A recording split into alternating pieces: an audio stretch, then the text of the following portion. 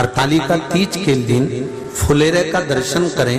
फुलेरा किस तरह से बनाया जाता है, इसी पत्ती लगाना चाहिए, कैसा फूल, हमको ये प्रश्न कल यहाँ से जाने के बाद आ चुका था सीहोर के ऑफिस में। और उसके बाद हमने पंडितों को कहा था कि एक फुलेरा तैयार कर कर रखें और उस फुलेरे का दर्शन सभी को लाइव कराएं, जिससे घर पर या मंदिर में आप शिव जी की जब आराधना करें तो उसके ऊपर फुलेरा बंधा होना चाहिए। जैसे ये शिवलिंग आपने बनाया बालू रेत का, मिट्टी का, जो शिवलिंग का निर्माण करा है, उस शिवलिंग का निर्माण करने के बाद में आपके मध्य में जब आप शिवलिंग बनाते हो घर के अंदर हॉल में या मंदिर में, तो ऊपर कोई कुंडी वगैरह लगी हो, पंखा लगा हो, उस पे से रस्सी बांध कर लेकर आकर इस फुलेरे को इस तरह से शिव जी के ऊपर लटकाया जाता है। इसको फुलेरा कहते हैं। ये भगवान शंकर का अखंड सौभाग्य देने का फुलेरा होता है, जिसको माता पार्वती जी, उमा, कात्यायनी देवियों ने इसका स्मरण किया। एक गोल होता है, ये भी चौकोर, गोल, चौकोर, तिरछा, जिस तरह से भी बनाना हो, पर शिव जी के ऊपर नीचे शंकर भगवान होते हैं। ये थोड़ा ऊंचा, जिससे पूजन भी आराम से हो जाए, इसको ऊंचाई की ओर लगाया जाता है, जिससे भगवान, जैसे अपन जलाधारी लगाते हैं, उसी तरह से इस फुलेरे को लगाया जाता है। तो इस फुलेरे में कहीं ना कहीं पत्तियों को भी लगाना चाहिए। माला के साथ में कोई आम की पत्ती हुई, अशोक की पत्तियां हुई, उसका भी स्मरण इसमें आता है महाराज, उसका भी स्मरण।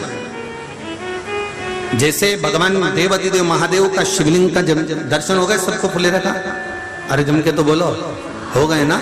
और जितने लोग आस्था पर सुन रहे हैं, जितने लोग फेसबुक यूट्यूब पर सुन रहे हैं, अगर आपके स्मरण में फुलेरा नहीं हो तो उसका दर्शन अवश्य करिएगा। शिव मंदिर में अगर जलाधारी भी लगी हुई है तो जलाधारी से फूल बांधकर नीचे की ओर लटकाना चाहिए, पर लटकाना चाहिए, फुलेरा बनाना चाहिए।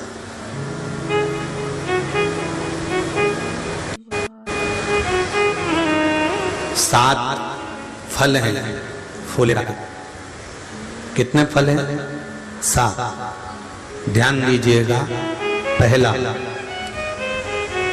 फुलेरा जो नारी व्रत करती आती है और व्रत कर्म उसका चलता रहता है, उस व्रत कर्म के अंतर्गत मान लो किसी कारणवश बीमारी में, कोई गमी के अंतर, कोई सूतक सावड़ के अंतर्गत अगर नारी पूजन नहीं कर पाती है, पूजन नहीं कर पाई और उसने केवल फुलेरे का दर्शन ही कर लिया, अपने पलंग पर पड़ी पड़ी भी फुलेरे का दर्शन कर लिया है, तो नारी को हरतालिका तीज के व्रत का फल प्राप्त हो जाता है।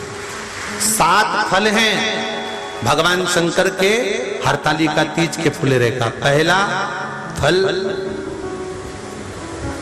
व्रत का मूल। दूसरा, यदि कोई नारी आई और उसके संतान नहीं, 10 साल, 8 साल, 5 साल, 6 साल, 7 साल, 12 साल, 15 साल हो गए, उस फुलेरे का मात्र स्मरण कर कर एक पुष्प भी उसने अगर हल्दी कुंकू का लगाकर उस फुलेरे का टच कर कर भगवान शिव के पावन चरणों में रख दिया है और विनती कर कर गई है, तो अगला फुलेरा वो खुद बनवाती है, उसकी गोदी में संतान आ ही जाएगा।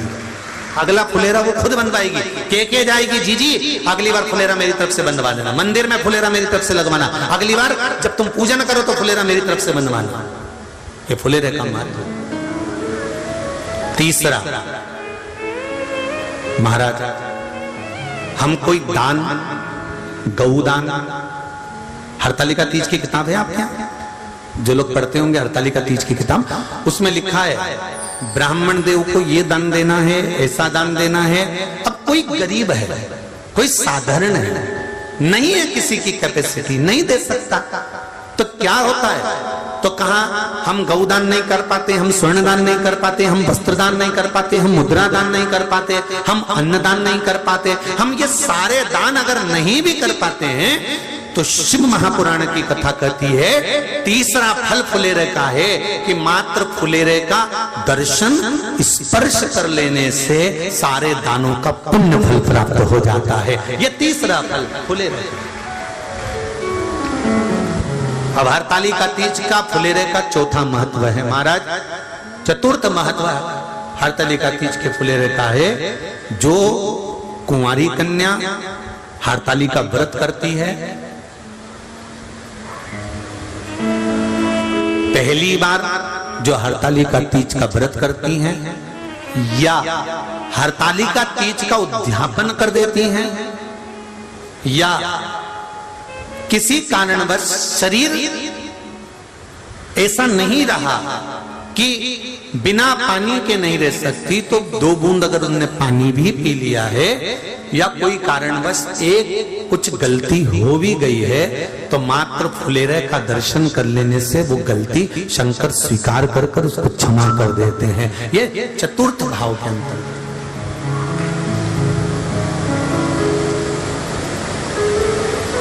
फुलेरे का अगला वर्णन करा गया महाराज शिव तत्व की ओर, शंकर भगवान की ओर। हम ना काशी जा सकते हैं, हम ना सोमनाथ जा सकते हैं, हम ना किसी स्थान पर जाकर एकांत में भगवान शंकर का स्मरण कर सकते हैं।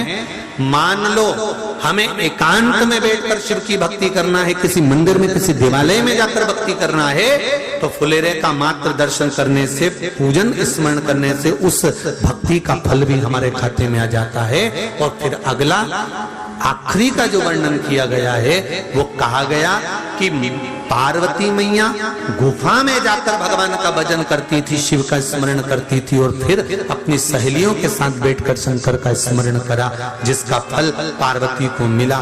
तो कहा हम ना किसी गुफा में प्रवेश कर सकते हैं, ना हम किसी गुफा में या जंगल में जा सकते हैं। इस फुलेरे के नीचे शंकर भगवान की जब अर्चना करते हैं, आराधना करते हैं, हरतालिका तीज के दिन फुलेरे के नीचे हम भगवान शिव की पूजन करते हैं, तो हमारा वन में किया गया भजन का फल ही हमको प्राप्त हो जाता है। ऐसे फुलेरे का हरतालिका तीज का पूजन व्रत कुंवारी कन्या कर सकती है, शादी होने के बाद भी नारी कर सकती है। अंतिम अवस्था तक प्राण छूटे तब तक हरतालिका तीज का व्रत नहीं छोड़ना चाहिए। एक व्रत हमेशा याद रखो, एक एकादशी और एक हरतालिका।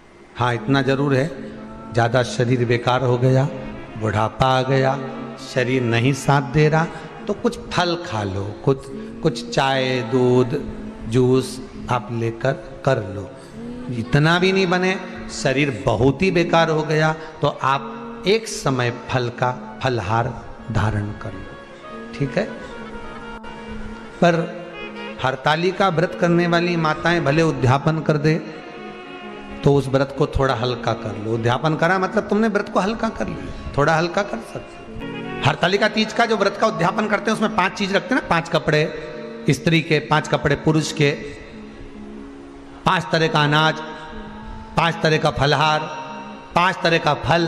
तो 5 तरह का जो फल रखाता है हरतालिका तीज के उद्यापन में, दुनिया के लोग उस 5 तरह के फल को, केला गिन ले, पपीता गिन ले, मौसम्बी गिन ले और अनार गिन ले, संतरा गिन ले, सब कुछ गिन लेते हैं, पर उस 5 तरह के फल में धतूरे को नहीं गिनते। पर शिव कथा में वर्णन आता है, हरतालिका तीज के उद्यापन में लिखा हुआ है सबसे पहले 5 फल अगर गिनना है तो उसमें पहले धतूरे को गिनो, क्योंकि शंकर को वो प्रिय होता है, शंकर उसको स्वीकार कर लेता है। और धतूरा शंकर भगवान को क्यों चढ़ाया जाता है उसका प्रसंग आपको पहले भी कहा, आज फिर कहते हैं। धतूरा जब हम भगवान शंकर को समर्पित करते हैं तो हमारा कोई कार्य अटक रहा होता है, जिस कार्य को बार बार एग्जाम में बैठ रहे हो, बार बार परेशान हो रहा है, बार बार इंटरव्यू देने जा रहे हो, नहीं हो रहा, एक बार धतूरे को हृदय से भगवान को प्रेम से, करुणा सागर मेरे शंकर को दिल से एक बार वो धतूरा भगवान से विनती कर कर उसको चढ़ाओ तो सही,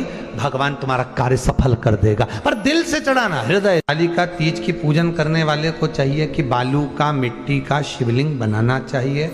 फुलेरा जो बनाया गया है ऊपर शंकर जी के ऊपर लटकाने के लिए, टांगने के लिए उसके नीचे शिव, पार्वती, गणेश जी की सुंदर बालू की मूर्ति बना लेना चाहिए, पार्थिव लिंग का निर्माण कर लेना चाहिए, शिव की आराधना करना चाहिए।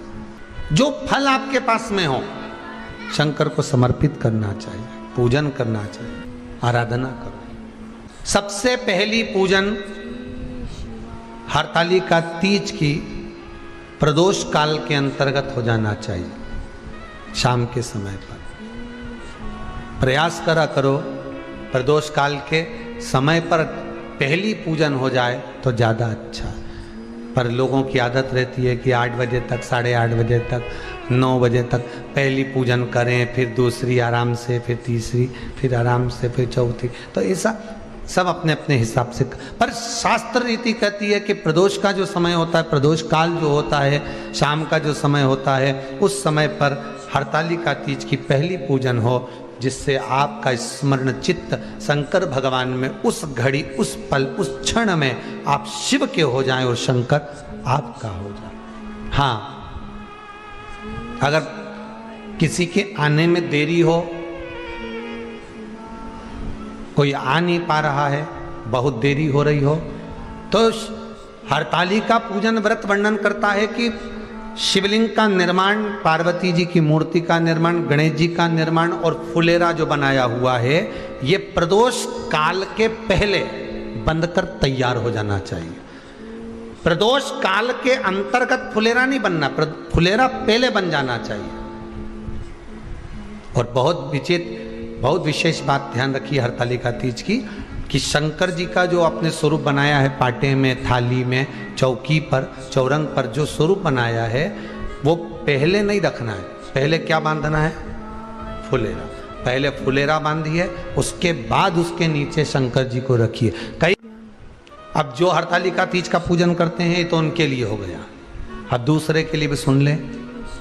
जो नारी हरतालिका तीज का पूजन नहीं करती, व्रत नहीं करती, साधना नहीं करती, उसके लिए भी कहा गया कि आप अगर ये व्रत नहीं करते हो तो एक कार्य जरूर करना, कहीं पर फुलेरा बंधा हो, हरतालिका की पूजन हो रही हो, 5 मिनट 10 मिनट निकालकर अपने आसपास के किसी पौधे में से पत्तियां लेकर या पुष्प लेकर, 5 वृक्ष की पत्ती या 5 वृक्ष के पुष्प लेकर शंकर भगवान को जब पूजन हो रही हो, 5 मिनट माताएं जब पूजन कर रही हों, तब आप भी उस पुष्प को, उस पत्तियों को शंकर को समर्पित कर सकते हो। ये नहीं चढ़ा सकते तो 5 फल नहीं चढ़ा सकते तो 5 कुछ भी पुष्प आदि का आप शिव को समर्पित कर दो। पर क्यों चढ़ाया जाता है, किस लिए चढ़ाना चाहिए? तो कहा कन्या स्त्री अगर मान लो हरतालिका का व्रत नहीं करती, पूजन नहीं करती, आराधना नहीं करती, तो वो कन्या, वो नारी, वो स्त्री, वो पुरुष कार्य तो बहुत करेगा, दुकान भी 4 चलाएगा, व्यापार भी बढ़ाएगा, पर संपदा को जोड़ नहीं पाएगा। 1 रुपए कमाएगा, 1.25 रुपए खर्च वाला काम चलेगा। हस्त नक्षत्र में जो तृतीया पड़ती है, हस्त नक्षत्र के अंतर्गत जो तृतीया का महत्व कहा गया है, वो संपदा को बढ़ाती है, मनोकामना को पूर्ण करती है। इस नक्षत्र के अंतर्गत जो तृतीया आती है, वो मनोकामना को पूर्ण कर कर चली जाती है। इसलिए शिव की आराधना के लिए प्रथम माने। हस्त नक्षत्र में किया गया दान, हस्त नक्षत्र के अंतर्गत तृतीया के दिन किया गया पुण्य, हस्त नक्षत्र में तृतीया के दिन किया गया श्रृंगार, हस्त नक्षत्र में तृतीया के दिन करा गया अपना सुंदर सिंदूरा, भगवान का आनंद, 5 तरह के वस्त्र, 5 तरह के स्त्री के वस्त्र, पुरुष के वस्त्र, 5 तरह का फल, 5 तरह का अनाज, ब्राह्मण को बुलाकर ब्राह्मणी के साथ आप या तो ब्राह्मण से उद्यापन करवाएं या फिर आप स्वयं भी करते हैं, तो शिव को समर्पित करके ब्राह्मण और ब्राह्मणी को भोजन कराकर वो भाग प्रदान करें। यही हरतालिका तीज के उद्यापन का वर्णन आता है। सुंदर भाव से हरतालिका माता आप सभी की मनोकामना पूर्ण करे। हर हर महादेव।